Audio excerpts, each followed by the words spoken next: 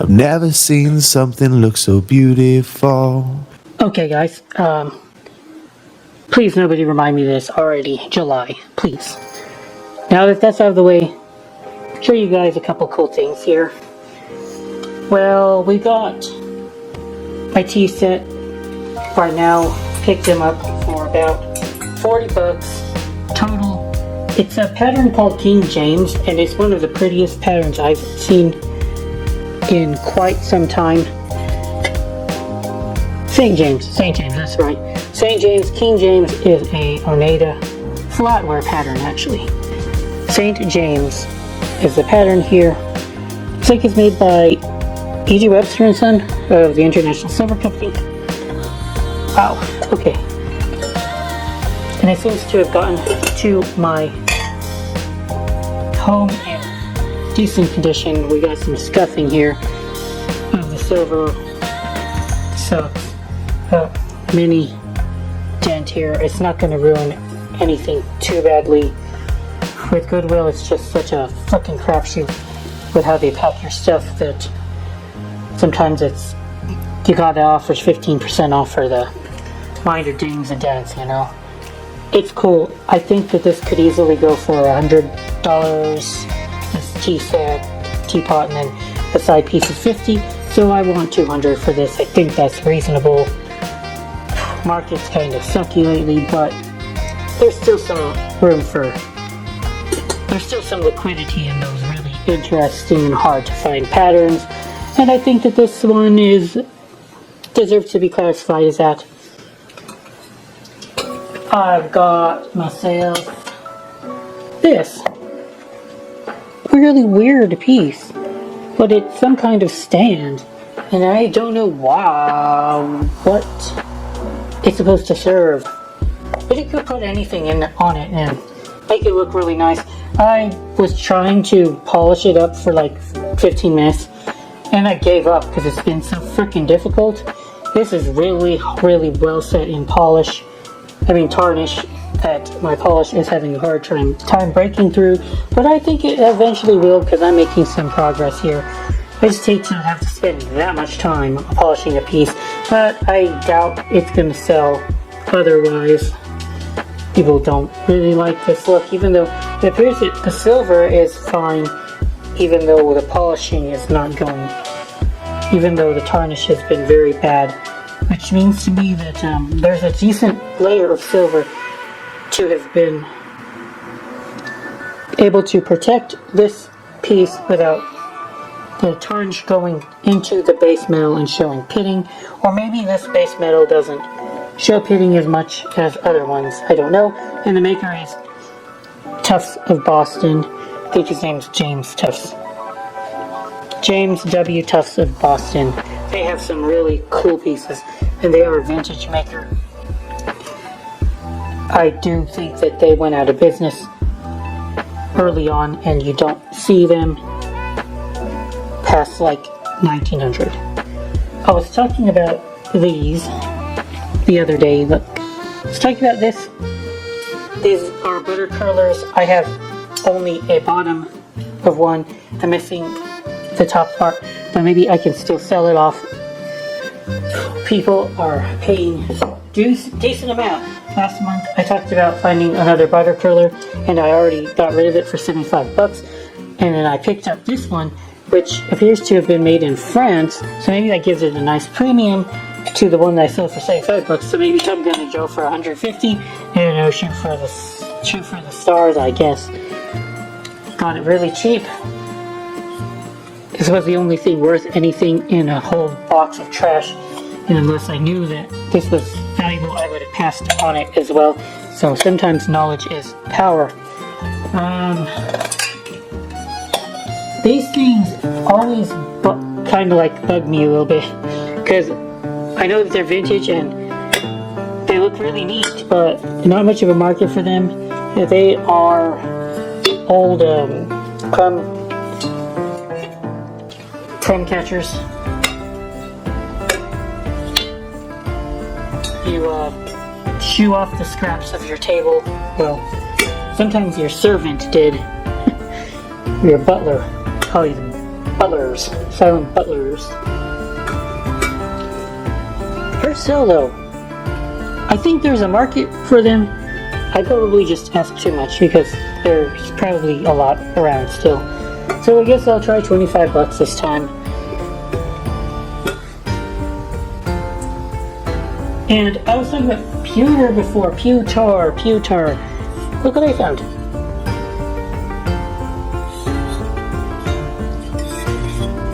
It's English pewter, and I'm not going to be able to find anything about the maker. I'm not even going to try anymore. Pewter is too difficult to find maker's marks. This pewter is a little bit bent in, but nothing too bad. And I'm looking at like Georgian style. I think this is Georgian style with the little lion here. That's what I would assume. Georgian period. I don't know much about pewter, so don't yell at me if I'm wrong here. For the value, I don't know the value either.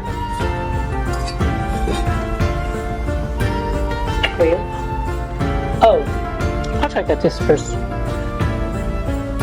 You guys ain't gonna believe this. This is a frickin' sardine fork. It's a sardine fork, and it's sterling silver. A vintage sterling silver sardine fork. The maker is almost unreadable. So worn away. Not the maker, the word sterling. I can't even make out the maker either. But it is a old sardine fork, and dang, the points are really sharp. Chipped beef fork, or is this a sardine fork? You guys, try to help me out here. What's it worth? I don't know. The weight is not very heavy, but the fact that the design is probably unusual gives it a bit more credence over the melt value. The melt is only like $5, $10 at the most right now. So, in 99% of all cases, this kind of damage, see this kind of damage on the feet, it's crushed in. I don't know what could cause this, but it looks pretty bad. In 99% of all cases, and it's not still got a dent here, in 99% of all cases, that would make the silver plate worthless and worthy of being scrapped. But I think this is the 1% case where it still has some value and it deserves to still be around. It's got the year 1865 on it right there. It is quite stunning with how well it's detailed. We've got a grape going on here. There is a monogram. The silver's not too bad looking either. Oh, 2 dents actually. Two dents. My goodness, 2 dents. But it's from 1865, as we see earlier. It's had a rough life, but that was Civil War. It's reading barring. So, wow, really, 1865. This is the earliest I've ever seen silver plate. American silver plate. Was Reed and Barn even around in 1865? Luckily, Google will tell me. Google will tell me pretty quickly. Reed and Barn was started in 1824. Okay, fair enough. Early days of silver plating. And I also found this. I found a second little box of Japanese 950 silver iced tea spoon straw things. So when I saw one I picked one up and showed it on the last month's videos, and then I found another one going for $10, and so I was like, hey, I know what this is, and I got a second pair for $22 shipped, I think, plus taxes, fees, etc. $22 plus taxes, fees, etc. So it's really nice. It should still go for around $70. It's about 60 grams of silver, and I think it could go for a little bit above melt. Just because it's really cool. Got little charms here. Like, this is one of the temples, I believe. They're like little temples. Here's a charm of a fan. That's the charm of a fan. This is the charm of, I'm not sure what this charm is of. It looks kind of like a slipper. Why do they have a charm of like a slipper? Well, does anybody know the relevance of this in Japan? Also got a couple seashells. It's got a couple seashells here. What appears to be a bowl. Maybe it's a rice bowl for good luck or something.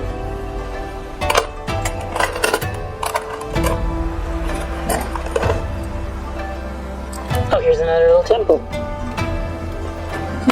Got little charms on them.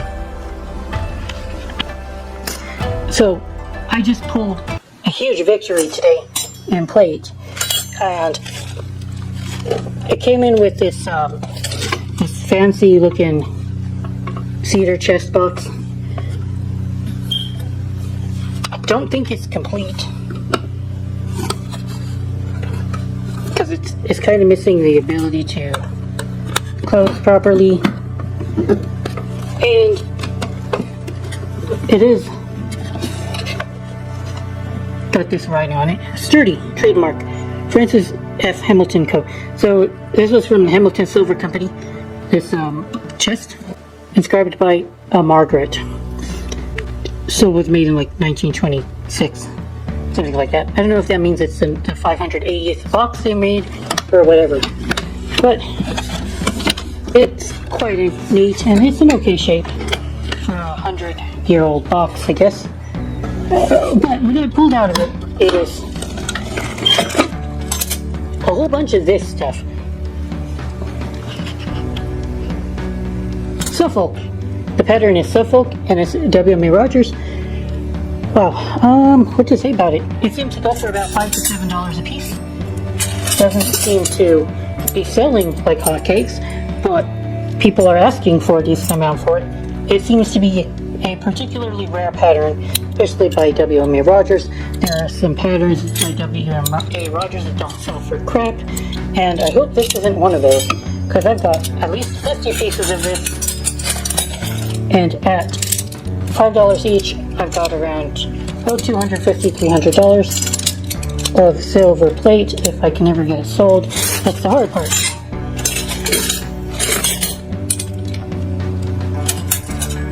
Seeing how pretty this stuff is, and in great shape, I think I can get it sold. I'll just have to see.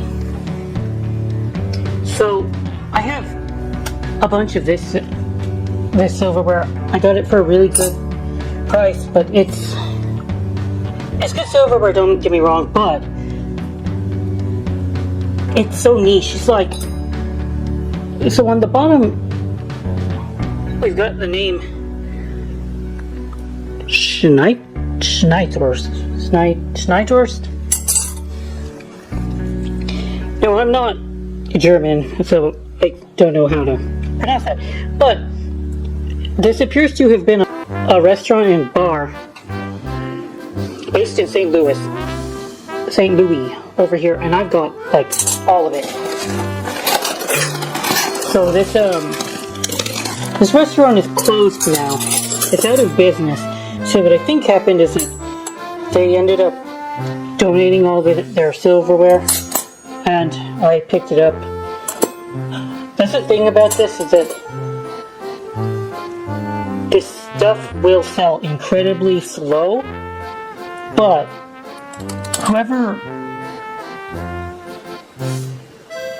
for anyone who ever had this restaurant and bar impact their lives in a positive way, maybe they were a server there, or maybe they used to always eat there, or maybe the family of this place will one day want memorabilia.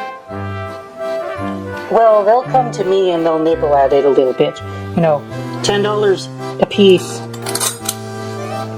Hopefully there's enough of a market at $10 a piece that this was a good buy. And it's a good buy regardless. But if I threw it in a bulk box, at $3 a pound. I think that's about what I paid for it. I'll do fine, but I want to be able to divvy it up to someone who will appreciate this a little bit more than I will. The funny thing is that I'm sure that there's 699 reviews for this restaurant, and it was a 4.1 star on Google. So apparently it was a nice place to eat German food, and it's been out of business for about 5 years apparently. Gosh, I have so much. I think I have all of the silverware that they would have ever used at this bar, it feels like. If you can find restaurants that have some kind of historical connection to a place, yeah, you'll make some money eventually, but it takes a long time. Like, I found a child's restaurant spoon, and it looked like absolute dog crap, guys. Let me get it for you guys real quick. It's a spoon that has certainly seen better days. Look how rough and very ugly this spoon is, and 99.9% of people on Earth would have just chucked it in the garbage, but since I'm a weirdo, I saw on this spoon the word child's, and the Child's Restaurant was one of the first restaurant chains in America.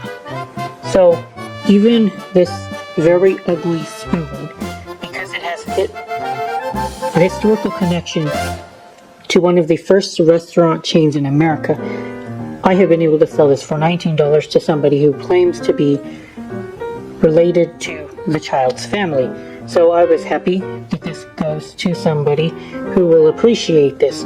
And a lot of the time, that makes me happy to find something that somebody else will enjoy. Especially if it comes with a little bit of profit on the side. Win-win, everybody's happy. And I think I'm going to finish off the video by showing you guys this, what appears to be an ice bucket, silver soldered, heavy duty hotel wear by Reed & Barton. And the weird thing though is that it's not, doesn't have a place or a business, unlike most material that would have been made in this style. And this was hotel wear, guys, hotel line, silver soldered, industrial. You would often always have a hotel on the front, or maybe this would have went to the Navy.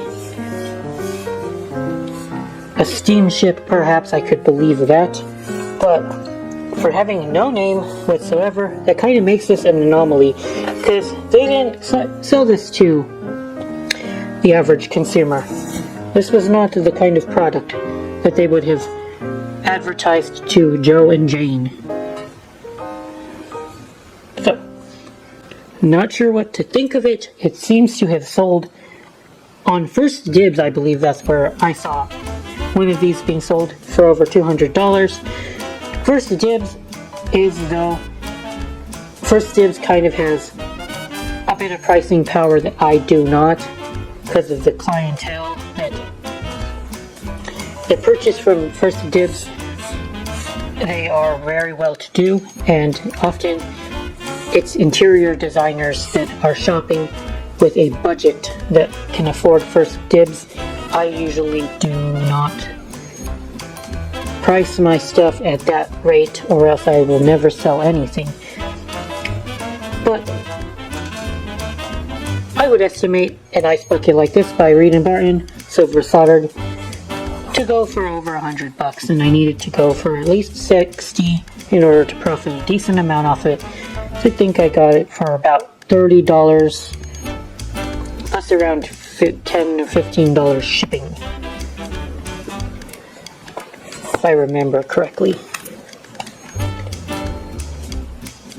No, it was sold I bought this for $22.57. So on the left there, I have polished it up. It was very, very tarnished when it came to me. And then I have about 10 pounds of plate I can sell off for scrap silver prices. Get pretty much my investment back on the piece just from the extra stuff. And so basically, most of the sale of this ice bucket will be profit. Okay. Well, that's it for today's video, guys. Thank you so much for watching, and hopefully you guys will check in with me next month. Appreciate every one of you guys. Good Marks, good out.